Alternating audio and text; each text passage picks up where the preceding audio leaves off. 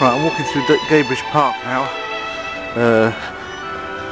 This is a large park, which starts very close to parents' house, and then you've got unbroken, uninterrupted countryside for miles and miles and miles. And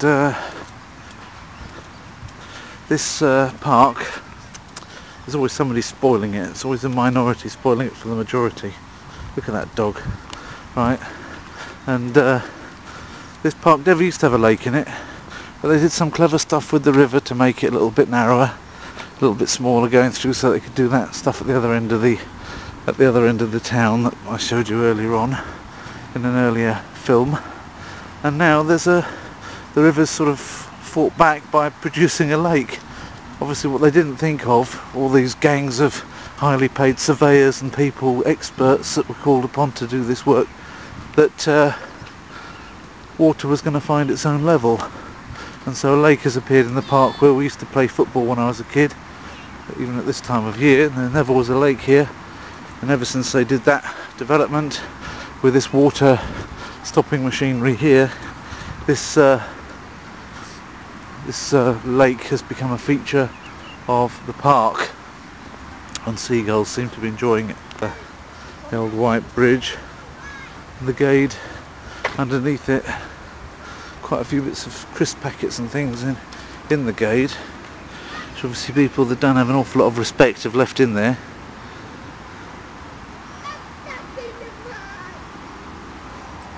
And it's quite easy to see how it's broken its bank and gone into the park over there.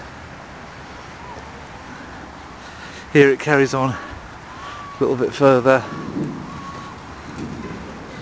but it's constricted further down there, so it's higher than it used to be when I was a kid.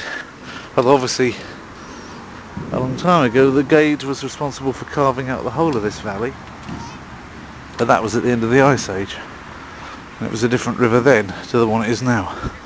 This white bridge over the Gade was the Gadebridge, and it gave its name to this nearby neighbourhood up there of 1950s housing, mainly, some later. And I lived there when I was a little child, from the age of about 5 to the age of about 8, in that estate up there. It's called Gadebridge Estate. This, what we're walking through now, is your typical park and ride scheme. In order to keep cars out of the middle of Hemel Hempstead, who are coming in from the outside, they decided to make this big free car park here and put a little well-serviced bus stop up there, which is a sort of cheap scheme. I think the parking is absolutely free from what I can't see anything asking for money on this one. In fact, parking in Hemel Hempstead originally, under the New Towns Act, was supposed to be completely free. There's supposed to be other benefits as well that Hemel Hempstead and the other new towns had, and that was to attract people to go there instead of go to London, which was bursting at the seams. And also that one of the things that they agreed was that they would keep the green belt between London and these new towns. This was in the late 1940s, after the war, when London was re-urbanising and people were in flux. Obviously you've got a lot of families that needed reconstituting and lives that need to be rebuilt, and a lot of people naturally gravitated to the southeast of England, which was already by that time, although not historically, the main source of wealth in the country. And so they made this New Towns Act, and they gave things like free parking guaranteed and other great facilities. Great hospital they stuck here as well. And ever since then, ever since they actually got the people to come here and build their lives here, a lot of rather deracinated people, which sometimes shows up in the culture of the place, although gradually stabilising over time. People starting to take a pride in their town over time. You know, now they're starting to whittle these promises away. So already you don't have in Hemel Hempstead free parking. You've now got paid parking in most places, and the same petty behaviour of bureaucrats over it as you get in other places. And you get other things whittled away as well, like the green belts being whittled away now to make Hemel Hempstead even bigger, as I think I mentioned before. So we won't have such a nice green surroundings in the future. And as I said, they've taken away the hospital. And that's just the beginning, of course, of what they'll do if they can get away with it. They took away the pavilion. It's not all downhill, of course. They have managed to stop people smoking in restaurants, but then that wasn't Hemel Hempstead, that was the whole country, so nothing that they can take the credit for in this town hall. Playground that you can see up there, that used to be my playground. I used to go there with my little mates when I was like 5, 6, 7, 8. Used to play in that. It was, from what I remember, had rather more things in it then. But what is there now is a different colour, I think, as well to what they used to be. Probably all safe. It's probably all tarmacked over, so that if little kiddies hit their heads against the floor, it doesn't hurt like it used to hurt. But it never did me any harm. Okay, bad joke. So there it is. That's my old playground. I probably sound like Madonna saying that. This used to be my playground. If Madonna had been around when I was playing in that playground, she'd have played there too. And it would have been her playground as well. Lots of mole hills, I've noticed. You have to call them out sometimes. Moly, moly, moly, moly. Moly, moly, moly, moly.